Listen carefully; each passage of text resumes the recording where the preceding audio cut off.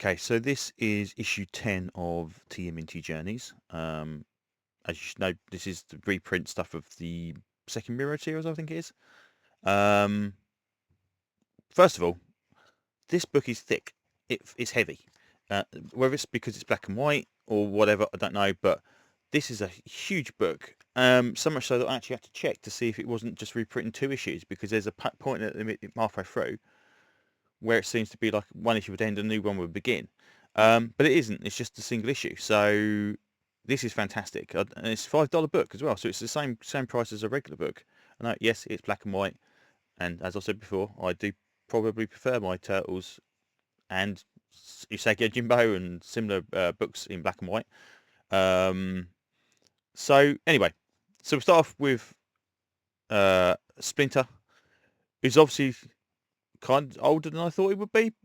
We've seemed to have kind of gone almost, I don't know if it's actual real-time tracking or whatever, but I know that's why it's called TMNT, I believe, because they're not teenagers anymore. We're 5 years down, 10 years down, I can't remember what it is now. Anyway, so Splinter just basically spends the first couple of pages just wandering around doing his everyday stuff. He feeds his cat, he does this, that, and the other, he feeds the birds and whatever. And then he goes back into his house, that's it. And you go, okay, that's weird. Meanwhile, the alien dudes have started doing the nanites with the turtle nanites. They've got the turtles in this kind of thing where they're feeding the information through to the nanites, so they can effectively use their ninja training to help combat the Baxter Stockman nanites. And yeah, at the beginning it starts to go quite well. They do their thing. They charge in and they start smashing stuff up and all this kind of stuff as well. Meanwhile, this is, I believe this is Casey's daughter, is talking to Karai, and she's basically saying, "Oh, look, they're so vulnerable. I could probably kill them, but that's over and done with now."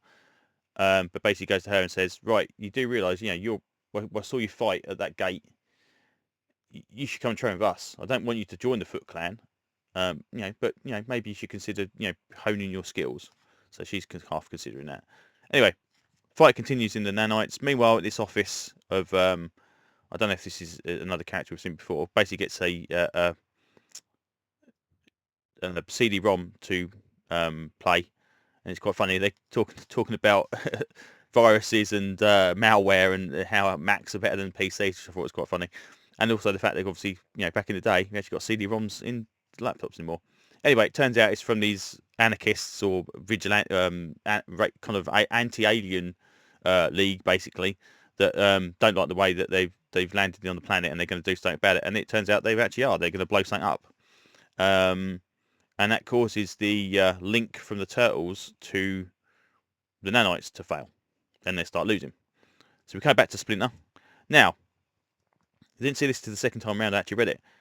That's Rat King in the shadows. I don't know if he's got something to do with this, because I didn't see it that first time around. I just didn't notice it.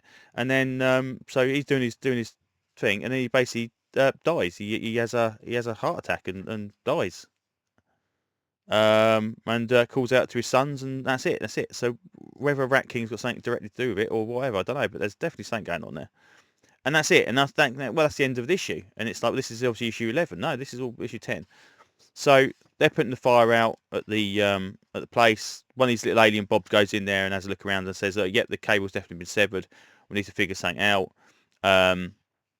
This alien says, "Right, that's okay. I've been kind of monitoring their information as it's been coming through. So I can create a virtual turtle that's got all of the skills of the other ones, and we'll kind of feed that into the nanites. And there's this massive nanite that's there as well. So they go and do that. So these nanite turtles, have their fight, and tons get wiped out. And they go, right, we need to bring them back out then. So they bring them to the April's shoulder and drag them out. And there's only 4 left out of the whatever, so many hundred that went in there. And the little alien goes, "Oh, this is good. There's only 4 left. If they were real, if they had any brains, I would throw them a party. But at the moment, I would just pop them in here, because you never know when they're never going to be needed." And you can think, okay, nanite-sized Ninja Turtles, one of each type with the same skills as the Ninja Turtles. If that's not coming up at some point, then I don't know when. So apparently, April is back to normal. She's recovered. And as they're kind of sorting it out, that's when Leonardo gets a phone call from one of those dudes at Splinter's house and basically said that Splinter's dead, and that's the issue over. So yeah, quite a game changer of an issue. Um, Quite surprising that they killed Splinter off, or at least apparently killed Splinter off. I mean, again, there might be some nanite stuff going on as well. And say that Rat King in the background, that's definitely got something to do with it. And I say it was so subtle.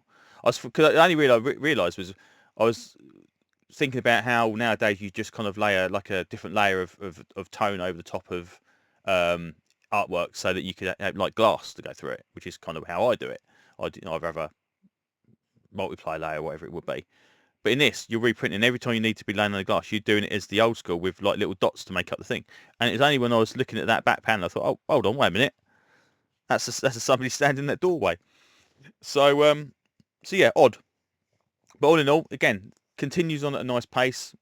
I really enjoyed this having the original Turtles continue on in stuff that I've never read before, which is fantastic. I still really need to go back and get the original stuff before this. But yeah, it's great, and we are what was I think a quarter of the way through now of the series. So yeah, a couple more years of this, and we've got a full set. So we shall see what happens then. But yeah, all in all, a great book. So there you go. Anyway, that's enough rambling for now. So thanks for listening, and hopefully I will see you on another video very, very soon. Bye bye.